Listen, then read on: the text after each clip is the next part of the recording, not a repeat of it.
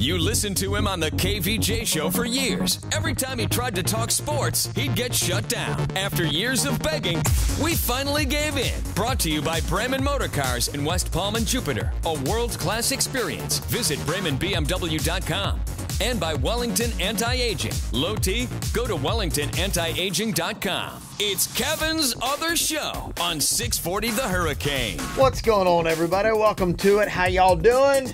Kevin here with you. We've also got in the house today, Ricky Bobby. Yo. Diener is back with us today. Good morrow, sir. What was that? I don't. Just keep going. Just wanted to see your face if I said good morrow. Okay. And that's the point. And Jordan. Hello. How are you? Fine. See, Good. that's how a normal person says. A more traditional. Can I be honest with you where that came from? No. No. Don't even Like give you all a said no chance. really No, quick. Yeah, don't not care. at all. Fair enough. No, it's got to end. Well, some NBA action from last night. Anybody surprised with the outcomes that went down? Some good action and some more fighting. I like it. I like it a lot. I love the playoffs for that reason in the NBA. Because, I mean, hockey playoffs are fun, but you have fighting on a Tuesday night in hockey. When the NBA, it's just so much more chippy. Teams are just swinging at each other, like that Heat Sixers series. And now it's just fun, man. The Rockets, the fans are upset in the stands. Just as people are going crazy. Yeah, that's just it. I don't know where the fights are better, the ones that are happening on the court or the ones that are going on in the stands. There's some exciting stuff that is going on with some of these things. I guess the big thing was James Harden kind of got into a little fracas, if you will. One of these Utah Jazz fans. And I thought like people in Utah were pretty mellow. No. Right. Apparently not. If you're not married to 7 women, you must be pretty strung out. Is that what it is? That's what it is. They're You got usually mellow because they have a lot of wives. 7 wives will beat you down. Yeah, I mean, into after a little submission. while, yeah, you have 14,000 kids. You got no more fight left Yeah, in you're you. raising a commune. Yeah. You can tell, well, apparently this guy needs to add on a couple more wives because he's got a little too much fight in the game. And he got into James Harden's face, and James Harden was not backing down. Now, what all happened here? It's like this Jazz fan gets in James Harden's face, and what is it? He slaps him around? I mean, what is the whole thing that happens, basically? The way that it works out is he's walking out of James Harden and the team. This has to be the very beginning of the game. Mm-hmm. And he's walking out of the tunnel, and the guy's right by the tunnel. He's probably 3 seats away from where that tunnel is.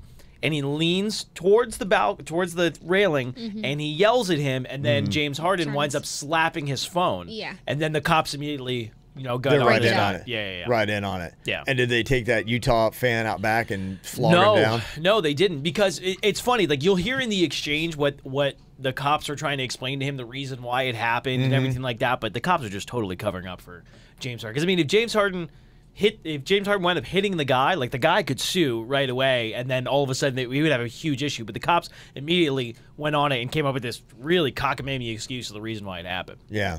You're still the worst flopper in the NBA. Just stay away. Get back to your seat. I was back Get here. back to your He seat. just hit my I hit you phone. one thing. I'm saying you're going out of here, okay? I stood right here. Hey, we don't mind you cheering anything, but when talking to the He just hit my phone. you walk over here, okay? Sir, it's real simple. Your seat is over there. There's no reason for you to be over here in this rail in the first place, right? Okay. All right?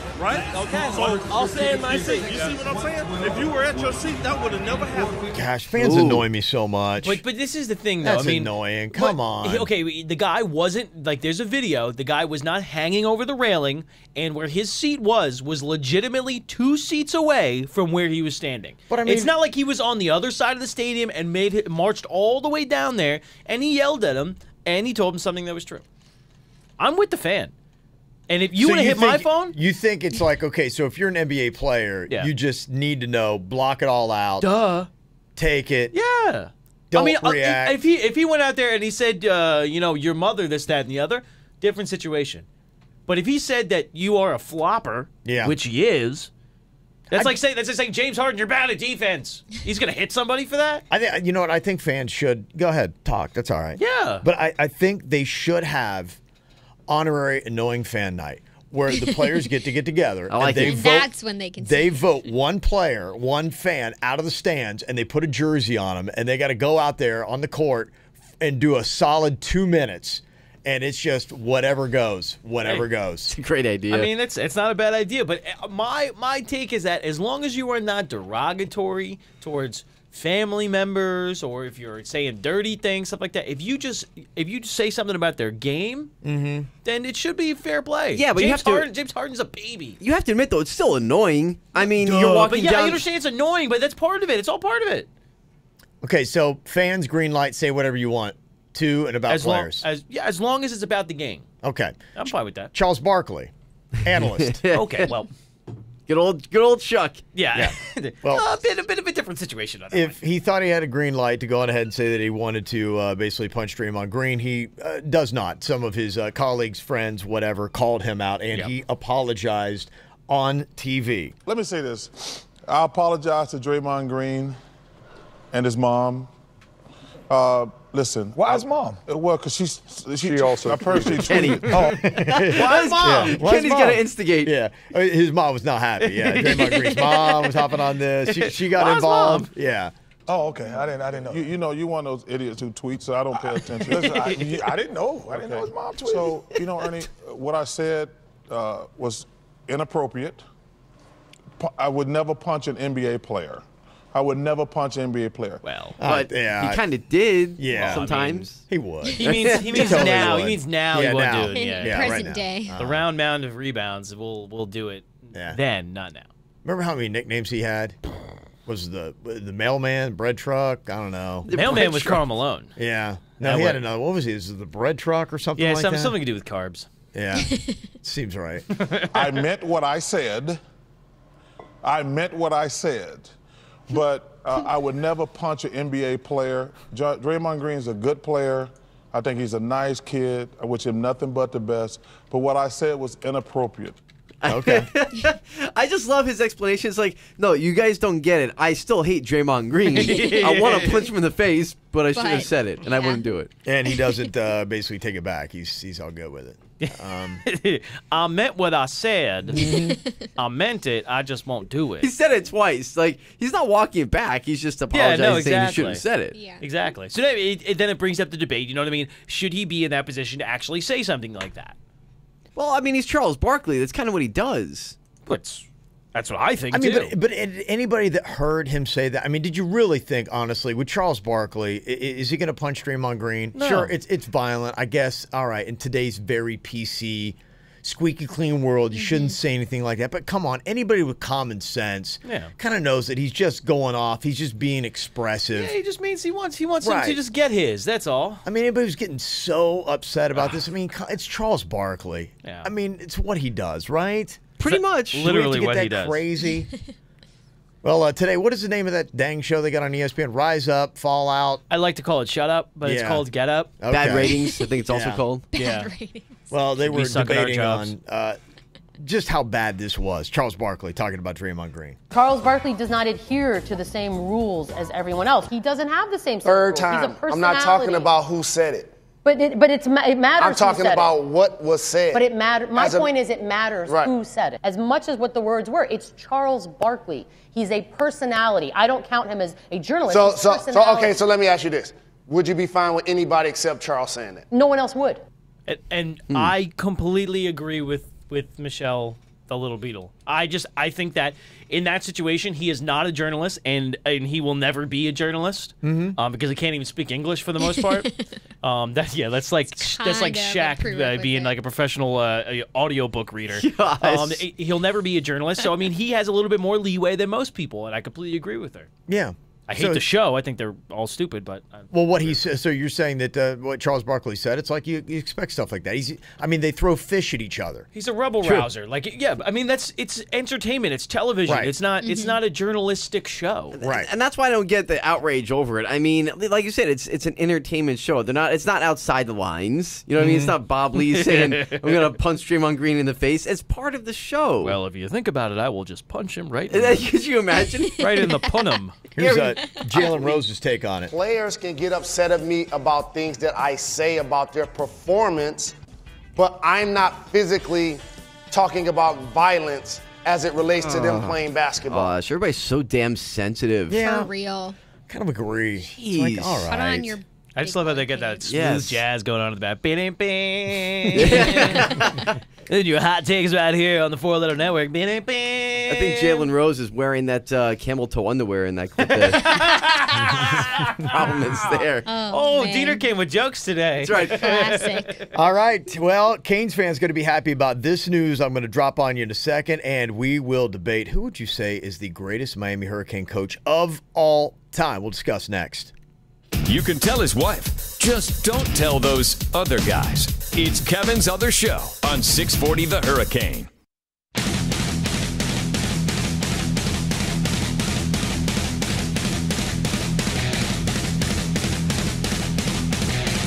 Well, Canes fans, rejoice.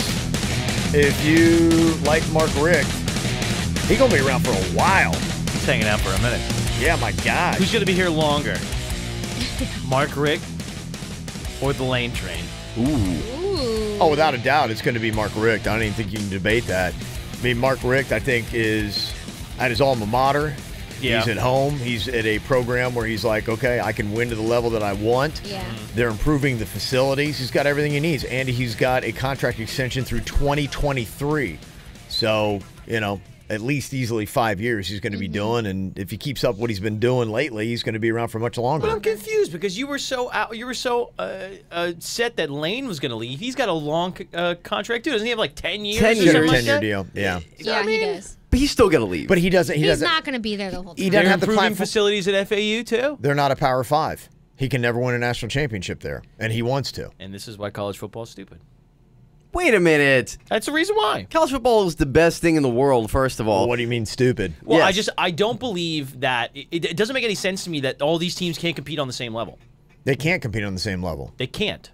They can't. And you're going to see that when FAU goes to Oklahoma. Well, that's what I'm saying is that what You're saying they don't have a chance. Yeah, like they with don't have a chance of UCF. being able, just because they are who they are. Like that's ridiculous. Yeah, well, I mean, it's quality wins, too, gets factored into it. And that's just part of it. When you can't man up that schedule and win week in, week out against some pretty strong competition, Right. then that's unfortunately, it's just where you go. I think college football's still flawed. I think that they need to try to fix it. Flawed.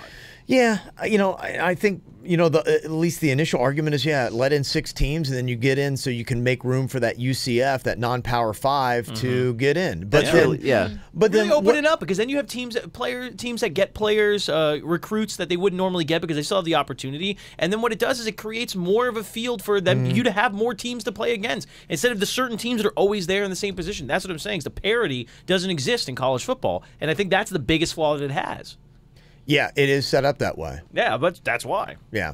Now, I mean, I don't know if you believe this, but I didn't go to college, so I don't have a attraction to a team. So I think that's one of the differences between, like, my buddy. He went to college. He went to UF. Huge Gator fan. Everything is about college sports because he grew up at that. Same thing with you. Did you go to college? Some. All right. So I mean, you have an attachment to I a did team. 3 weeks of community college. Oh, I did 1 day at Palm Beach State College. Okay. Oh, That was enough, huh? That was enough, yeah. Okay. I Anyway, gotcha. so And you're done. But that's why it's that you have an attachment to college football or college sports in general because you went to that school. I have no skin in the game. So I look at it from an outsider point where I say that the lack of parity is one of the reasons that's kind of crushing college football.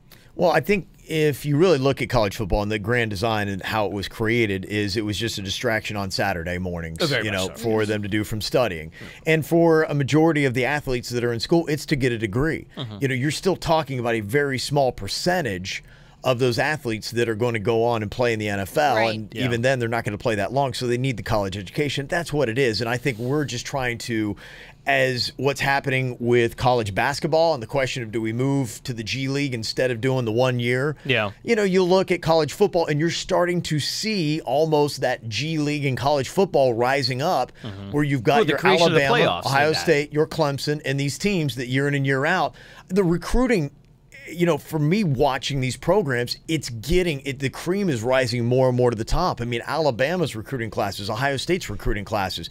It's getting silly. I mean, they're grabbing all of the top 300 players. Well, because that's because of a lack of parity. Because schools that are not considered Power 5 can't be able to get those recruits for the most part because they are looking. They know that if they go to FAU, they're not going to get the same opportunities they're going to get at Alabama. But you're getting the opportunities of a college education. Can't they be happy saying, "Hey, look, I played 4 years of college college ball, and that was fantastic. I got a degree, and I'm moving on. Yeah, but those are not the guys that are going to go to the NFL. I know. But that's what I'm saying. The guys that are good enough to go to the NFL, they're going to go to the Power 5 conferences. If we're going to put so much effort into creating a playoff system for college, okay, then maybe we should put more of an effort in creating more parity in college so that the opportunity of players that are going to go to the NFL wind up in places like UCF and FAU, and those teams can actually compete. It's not a perfect system. Oh, no. They've got more to do. But, yeah, I think Mark Richt, for that reason, he can compete at a high level and be in those big bowl games in the Final Four. He's going to be there. That's why Lane Kiffin, he's going to be a year-to-year deal. Right. And he's probably going to be out soon. But this really means nothing. But if you're an FAU out, you get excited because they are ranked number 17. 17. She couldn't wait for you to get that out. Jordan is that girl. Jordan right there. Yes, I'm an owl. Yeah. I don't Couldn't even tell. know. It's in USA Today. It's Paul Meyerberg, but I don't even know that it's really USA Today's poll. It's part of their post-spring camp top 25. They've reassessed and done their numbers after they've seen everybody play in the spring, and it means absolutely nothing. It means garbage. It's garbage. But it's still cool. It's still cool. Don't It's like take I this said, away from her. I don't even think, like, if you look, I don't think this is the USA Today top 25. I think it's just this guy, Paul Meyerberg. That just like posted on USA Today's I think Facebook. it carries as much weight as if I did Kevin Ralston's top 25. That's what it is. Yeah. His own top 25. I still think it's cool. Yeah. All right. Hey, it gives you something to, like, be like, yeah. To get excited about. Right, It's yeah. going to go viral with the students. It gives you a reason to drink in Boca tonight. Yes. Good stuff. That's what it Who does. needs If a you reason? really need one. Yeah. So is FAU actually going to be in like a preseason top 25 poll? Like an actual Paul one? Meyerberg's, I don't think they're going to make any others. Yeah. Paul thinks they should. Good job, Paul. Well, you look at the rest of what he's like got him. going on. Yeah, it's the only, like, he's got Miami at 10, and that's it pretty much for the Florida teams. He's got now USA Today actually has FAU as the number 21 team, and they're way too early rankings. So Okay, so that one's a little bit more of an indicator. Yes. that's what the whole publication. So I don't know what This they is gave what- Paul a blog or something. I don't Yeah. know. I don't even know who this This is cat what is. That's skews his own thing. everybody. I got into an argument with some dopey news anchor from, like, I don't know, Wisconsin or some crap like that. does that even happen? Commented on our Facebook saying this whole thing about how these exit polls were the reason why UCF was above Alabama and they really are the national champions. And shut up. No, Shut they're not. up. No, they're not. You sound like an idiot. I said to him literally on the post, I go, I hope your job doesn't drug test because you're high. I did see that.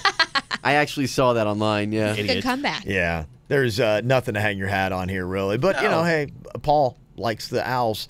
Thank you, Me Paul. too. Yeah. Team Paul. In the USA Today, the actual way too early rankings, FAU's 21. They got Florida State number 18. They got Miami at number 9. That's what they're looking at there. So for pretty much what is going on. Now, Willie Taggart was making his rounds through South Florida, down probably doing a little bit of recruiting, trying to see who he can get up to Tallahassee. Understood. Yeah, I got a chance to sit down with Willie Taggart about some of the prospects that they had and who he thinks is going to have a breakout season and be a household name after this year. Go back to two guys just from the spring game that I felt comfortable about was Kalen LeBron and Tamarion Terry. I mean, both of those guys are really good football players and had a really good spring. And I saw a lot out of Tamarion doing bowl practice that had me excited back then. Talked about the offense, that they're going to be super fast. So what you saw him running at Oregon is what they're going to be running at Florida State this year. We'll see about that, Willie. If you want to check out the full interview, it's up on our YouTube channel, Kevin's Other Show. See what all Willie Taggart had to say about the quarterback battle on there as well. It sounds like it's pretty open. I'm not sure if I believe him or not, but he I think described that's the it's coach, pros and cons. Yeah, it sounded like a lot of coach speak. Coach speak. Yeah, and I really wanted him to rank the top 3 programs that he would love to come and pillage in Florida and rank them as like the 3 high schools that you would love to grab as much talent as possible. He wouldn't do it, would he? He would not do it. Oh, man. Yeah, he would not do it. Give away all of his secrets. Yeah, so you can go check a little bit of that. Mark Richt, with his deal, where would you rank him? Because you're, Diener, the big Canes fan, on the Pantheon in order of the greatest Cane coaches of all time. Pantheon. You got your Jimmy Johnson. You've got your Schnellenberger that started all Yeah. off. Yep. You got your Mark Richt that is in there right now. I can't put him too high just yet because he's only been here a couple of years and he hasn't won the national title yet. So, I mean, you have to put somebody like Jimmy Johnson up top with Schnellenberger. What have you done for me lately? Jimmy Johnson's won. Right. Schnellenberger got that first one. So, I mean, he's automatically in the top two if you want to interchange them. But I think Jimmy Johnson was that next level guy where he was bringing in all the speed and all the big name recruits that we still remember today. Dennis Erickson is up there because he won a couple national titles. It was with Jimmy's guys. Above Schnellenberger? No. I put him below Schnellenberger 2? Yeah. Erickson 3? I put Erickson 3. Butch Davis 4? Yeah. Yeah, I think that's fair. You put him above the guy that actually won the national championship?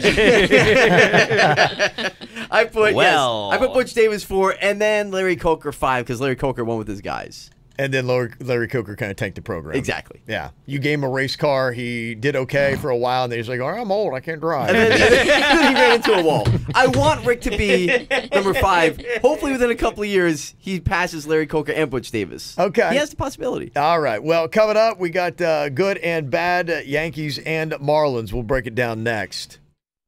Get Kevin's other show whenever the hell you want on YouTube and at 640thehurricane.com.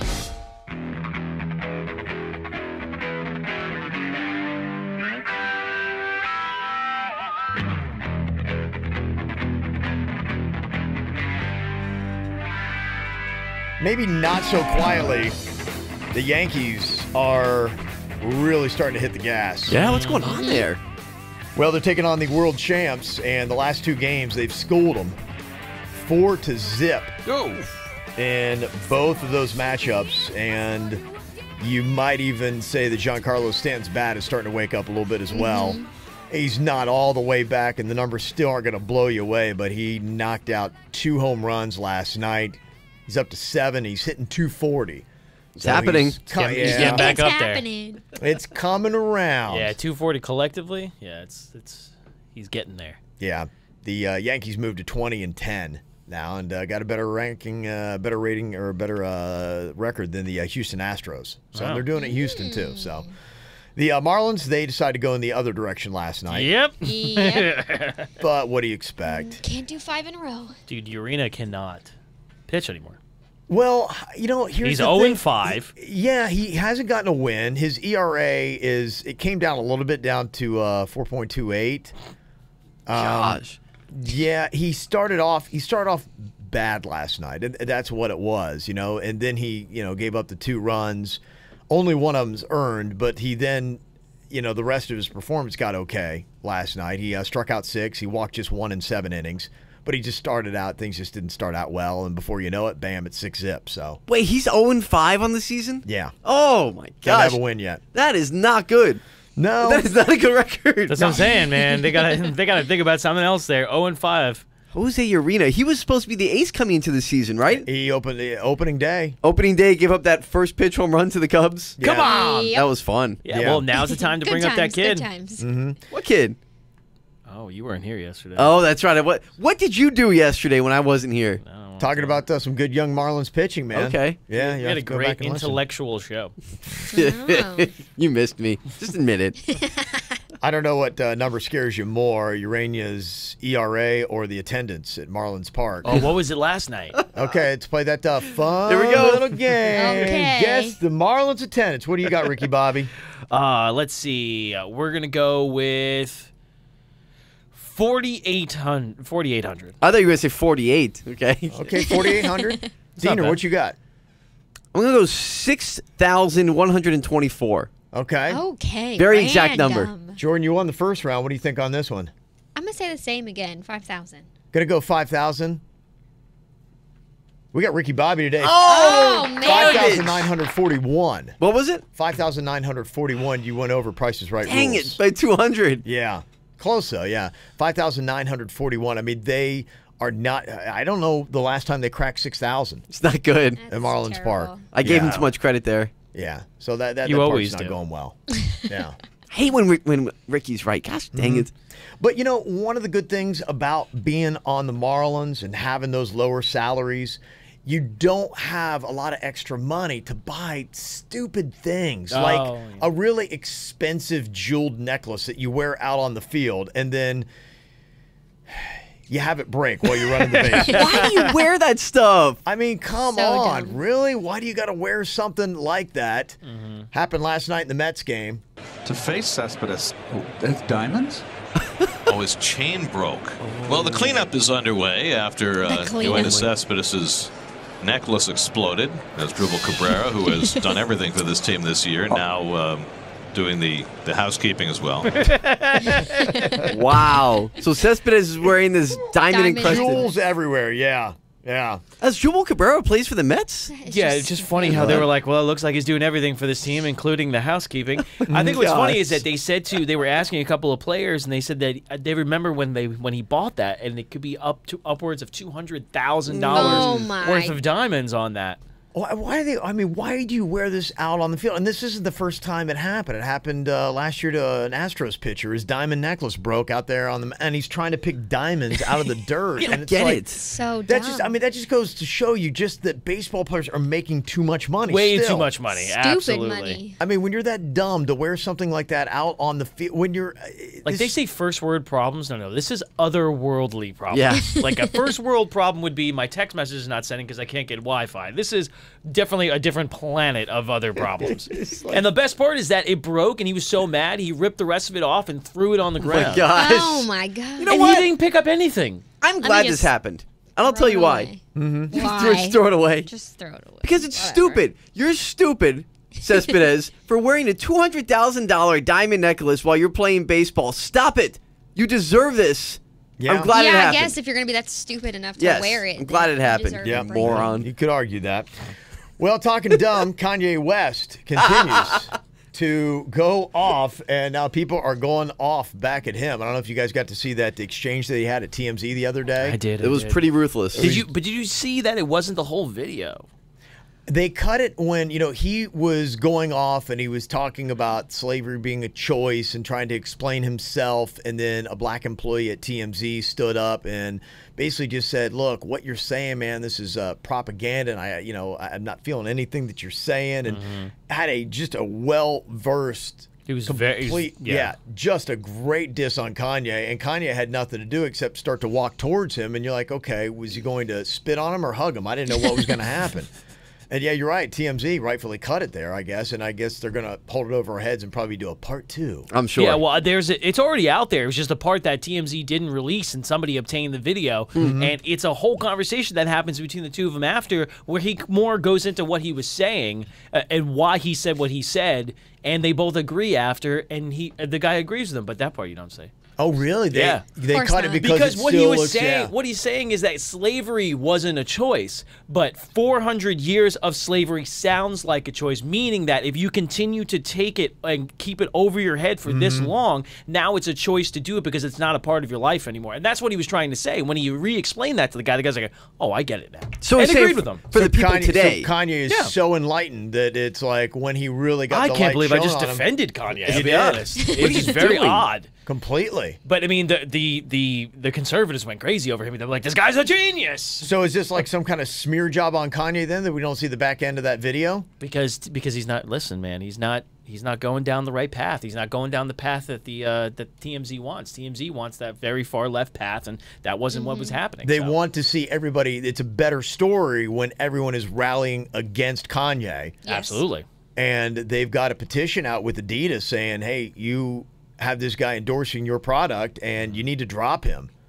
They said, Kanye West has got the right to free speech and he has the right to spout lies and misinformation and misplaced opinions, but we as consumers, we've got the right to fight back against this type of dangerous propaganda. But wait, whoa. What about what did he say that was a lie or misinformation? Because it was fully an opinion. But it's about the edit, and the edit, and even in their comments, is saying the fact that he is saying that slavery was a choice. That's where they got it. Stopping right there. We're in a soundbite culture, and that's the soundbite coming out of Kanye's mouth. And so even Dr. Phil is saying this is dangerous, and white supremacists are going to take what Kanye has said and use it in their As argument. fuel. That's not what he Yeah. said. He said it sounds like a choice. Well, welcome to the world of liberal media, Kanye West. When you start to go against what he they knows. think. Oh, he knows. He they're knows gonna- exactly what he's doing. He was just on with what's his name, the crazy Alex Jones yesterday. Oh, stop. Was he was actually on on this Alex show? Jones. Really? He's gone to Yeah. that level? Oh, he's gone. Yeah, and guess what else is coming up for Kanye? What? An album. Yep. The man is a genius. June 1st. This is like when Eminem did that garage He's thing against Trump. He's getting attention, but is... Oh, record sales are going to be great. For Are you So what sure? is it? So all of a sudden, right-wingers are going to be buying Kanye albums, and that's it? So you go to a Kanye concert, it's going to look like the Republican National Convention? I don't believe him. And they're at going to be all. wearing Make America Great hats again? That's going to be the crowd at the next imagine? Kanye West concert? Is that I mean, what we're looking at? Listen, dude, if everybody converges over Kanye West music, then you know what? He's actually done something that we've all wanted to do, and that's unify America. It's just I mean, everybody. if you think about it that way, like if everyone's Gosh. like, "Oh my God, well, he understands what we understand, and he understands what I understand, and then we should all just get together and enjoy his music together," like that's unity. Kanye West is bridging America, is the what you're gap. trying to say. Isn't that incredible? He's bringing us all, All together. together Weird, now. but true. Weird, but true. genius. My head hurts. True genius. I don't know what to think All anymore. right, what do you say? Let's do this one more round. You guys ready for another segment, or are we out of here? No, let's we do got it. one more. Let's One do more. it. We got one more. I'm just having so much fun. I don't even know where we are today. Yeah. I love when that happens. I'm like, wait, what are we doing now? Yeah. What's for it. next? Okay, the next debate, and I even saw this yesterday on PTI, problems with the fact that Eric Reed is still unsigned. Oh, God. Is it part of the smear job of the NFL? We'll discuss next. Be part of the show on Twitter at 640 The Hurricane, hashtag Kevin's Other Show.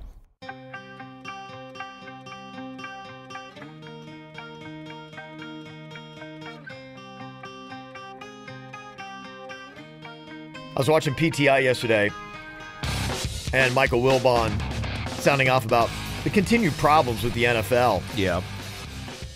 And he said, basically, this Eric Reed collusion grievance is just part of the problem that is going on here. You might remember Eric Reed was the first player to come and take a knee with Kaepernick, and Kaepernick is got his own collusion suit against the NFL. And now Eric Reed, who's unsigned, and a lot of people say, hey, look, this guy is good enough to be playing for a team. It's a lot of the same that we are seeing. Are they being blackballed from the league because of the stance that they made when it came to the national anthem?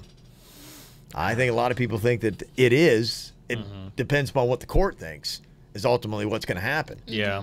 I don't know How why do you they're prove bothering. I mean, exactly. That's what I was about to say is why are you bothering actually suing the NFL for a collusion case? There's no way you can prove that. These are all opinions. And then on top of that, good luck trying to get a job after you, let's say you win. Right. That's Good true. luck trying to get a Yeah. job. You just ruin your career. But you could get money, right? I mean, Good. you could get money. you can and get more money if you play and well. What you need, okay, and let's say I'm playing well enough to get a job. I can't get a job because I'm trying. No one will sign me because all these owners are saying, hey, look, if you're not going to sign them, I'm not going to sign them. You're not going to sign them. And that's what collusion is all about. And it only takes really one person to get on the stand and say under oath, yes, there were conversations about not signing Kaepernick and Eric Reed. Now you And see, the whole thing could fall apart, right? And then you win your case and you get a ton of money. that's And how then you don't have to play. That's how it could happen. But at the Sure. same time, now their argument can be, well, look at a current situation like Des Bryant, right? You see around why isn't Des Bryant being signed by anybody? Well, now you start to read the articles and find that after the Ravens offered him a multi-year deal and he turned it down, nobody wants to sign the guy. And that has nothing to do with the national anthem or protests or if he's controversial. Now they just realize that, well, if this guy doesn't want to sign him, I don't want to sign him. I don't want to pay him this much money for 1 year. We want to sign him to like a 3-year deal. And now nobody wants to do it. So is that the same thing as collusion, even though it has nothing to do with him being a controversial figure? It seems like a lot of the problems that all these cases have, and it even goes into Des Bryant, goes to Colin Kaepernick, it goes to, okay, how great are they? How much of a headache are they? I mean, through the draft, we continually heard that. I mean, we saw what was supposed to be a first rounder fall to the second. Yeah. Darius Geis that was coming Darius out, Geis, yeah, out of LSU. And they were saying this guy should have been a first rounder. But then when he was interviewed by all these different NFL clubs, and man, they go deep. I mean, they talk to you and your tennis coach from 8th grade. It's like a CIA interview. And Crazy. they came back with this guy feels like he's a little bit of a head case. It's not about drinking or drugs or anything like that. This guy is just kind of a head case, and he's going to be a problem for us. And so he dropped. Somebody took a chance on it, but that's really kind of what it is in the NFL, isn't it? It's like, okay, what we think you can do on the field and how big of a headache you're going to be, because you see what happens when you go on ability and they're a head case and they, with Johnny Manziel. Case in point, you blow a high pick, like the number 1 pick that you got, and there he goes. I don't know if anybody else would have done that besides the Browns, though. Yeah, and I think it's the same case with Baker Mayfield too. Is that they looked at, okay, 2 guys that we probably want, Josh Rosen, Baker Mayfield, both of them a little bit of a head case. Who has better abilities? We believe Baker Mayfield does. We're going to pick him. But you see that and it scares you, and then that's why you're like saying, okay, we've got to have its ability. Does the ability fit, and does the style fit with what we have and the holes that we have on our team? And then we look at the baggage that comes with it, and you break it all down. And Des Bryant's got a little bit of different baggage than Eric Reid has got right now. Right. Mm-hmm. And so they're trying to weigh it all down. And Eric Reid's trying to say, look, I've got a lot of baggage. And that's what they're using to keep me out of the league. And I think that's what you got to try to prove. And some people may say, we don't look at that as baggage at all. We don't care. It's not a big deal. Yeah. I mean, Greg Hardy had baggage. Mm-hmm. But he was signed because he was good enough. Adrian Peterson had baggage. He was good enough to play. I mean, that's what it comes down to. Yeah, that's the thing, is that like if you're, and I mean, I was looking at his numbers real quick. He really hasn't declined too much as a linebacker. Like, I mean, he's been pretty much consistent his entire career, so that really isn't a part of it. But I mean, if he's not above and beyond everybody else, then maybe it won't be worth how much of a head case he is if he's that much of a head case in the first place. But you look at 2 different players who were very, very prominent that both had serious issues. Like, these guys were not kneeling for an anthem or anything like that. They were beating people. Right. Yeah. One a child, the other one a woman. What does it seem like the NFL seems to forgive domestic abuse more than they do? They don't care. Yeah, they want a good player. So obviously, in the eyes of the NFL, Eric Reid's not good enough. Do they care when it comes to anthem protests? And would they rank an anthem protest as a lot more damaging to your character than beating up your wife? Well, if they equate that to lower ratings, that's it. It's all money. That's what it is. Right. Well, and they've been talking a little bit about ratings, and there's a little bit of a spin that is going on here, and the ratings have been dropping in the NFL. In fact, if you look at, some of the ratings for like ESPN, they lost an estimated 500,000 subscribers last month. That's why they've been unloading people at ESPN, because they're losing money drastically. So they bring out Tom Brady, the golden boy. If Tom Brady can't save the NFL in the ratings, nobody can. No one can. There's so much for us to consume. I mean, as we all know, I mean, it's just, there's so much happening. There's the amount that I'm doing, I don't follow. I mean, I hate to say I don't follow it like I used to, because so many other things to follow. So he's saying it's the choices that people have today that is eroding some of the ratings that's happening with the NFL. There's just so many things you can watch, and there's different places you can watch it. Right. I mean, you can go on Twitter. I mean, depending on who you follow on Twitter, you can get everything you need to know in 5 minutes. But don't all these ratings, doesn't all this add together ultimately? I mean, have they gotten not to the point where they can add all the different sources and ways that people are watching the NFL and they still get credit? They can't put that together? Social media is a very hard thing to monetize. Yeah. And now it's starting to kind of work with like YouTube and Facebook. Like when you watch an ESPN video on Facebook, eventually there'll be an ad. Like that, they're starting to do it, but for a long time, not being able to monetize social media is a huge deal, because now, like you said, you don't have to watch ESPN. You could just follow Adam Schefter on Twitter. Yeah. And he's right there. Everything he says up there is going to be right here. What the hell do I need to turn on television for? Yeah, I got to tell you, I watch a lot less ESPN, and I get a lot of my highlights, including all the video I need on Twitter. Yeah, I mean, ESPN to me is like a complete waste. I just like, to me, I don't see, there's no value in it anymore. Yeah. And Fox Sports 1 is a little bit better, but really television, there's no value unless I want to watch the game. Yeah, Fox Sports 1, they lost 328,000 subscribers they were down. Because if you're putting the game out there, then we'll watch the game. I think this is kind of the same situation with MTV. Like, a lot of people are starting to go, the reason why MTV switched to what it was is because people weren't interested in music videos anymore, because they can get them anywhere. Right. They don't need to go to television, so now they had to switch to reality TV. I think what this is, too, is just in a bigger picture kind of way to look at it. It's just people going away from TV in general. I mean, you just think about shows that we watch on TV. I mean, a lot of us, they watch it on Amazon, DVR, or Hulu. Hulu, right, Netflix. And the best stat here for the NFL right now is if the interest erodes, that's when you have a problem. If people are watching at different places, you necessarily don't have a problem. You just got to come up with a better system to rate it and monetize it. The 2018 NFL Draft, the ratings were up 25% over last year. Because you can't get that anywhere but live. And that's what I'm saying. So, like, the games themselves... It's the games, Yeah, the games themselves are making some money here and there, but, I mean, there's... Then, on top of that, bootlegging. Like, everybody can bootleg it. Like, you want to watch your game and you don't have DirecTV, you can bootleg the game some way, somehow, and be able to still watch it. Or you go out to a bar. Right. Which is what I do. I go out to a bar. How do they find out how many people are actually watching the television? Yeah, so, exactly. I mean, it may be just eroding ratings for people that are sitting at home watching their TV. Here's what else Brady had to say. And, I think their NFL's got to do a great job of continuing to build the game out. Obviously having a great relationship with the players is important. And how can the players, create a better product? How can the coaches create a better product so that the league can continue to build a great business? That's a whole new conversation, too. I mean, the NFL treating their players like human beings. Can that happen? No, that's never going to happen. That's never going to happen. There's too much money tied to them. Yeah, it's only going to get worse too. And you see with cases like this with Eric Reed, you see cases like with the Patriots. The CTE is going to be a massive problem for them. Yeah, and they know it. And where's that going to end up? Yeah, they don't care. So you got declining ratings in a sense, aside from what happened with the draft. Yeah, there's going to be less money. There's going to be more lawsuits, and maybe a bigger problem for the NFL. Can't wait for football to start. Yeah, here we go. I mean, I'm stoked. I don't know about you. Okay. Well, Sunfest kicking off tonight. Hopefully you guys go out there and enjoy it while you're going there. Why don't you just dial up our podcast, Kevin's Other Show. You can also watch it on YouTube. Check out the full interview I did with FSU coach Willie Taggart. Cool. Talking about the quarterback system and everything going on around Knowles football and the new system they're going to have this year. You can also follow us on Twitter to get everything going on in South Florida at Kevin's Other Show. You listened to him on the KVJ show for years. Every time he tried to talk sports, he'd get shut down. After years of begging, we finally gave in. Brought to you by Wellington Anti-Aging. Low T? Go to WellingtonAntiAging.com. And by Bremen Motor Cars in West Palm Beach. A world-class experience. Shop BremenPorsche.com now. It's Kevin's Other Show on 640 The Hurricane.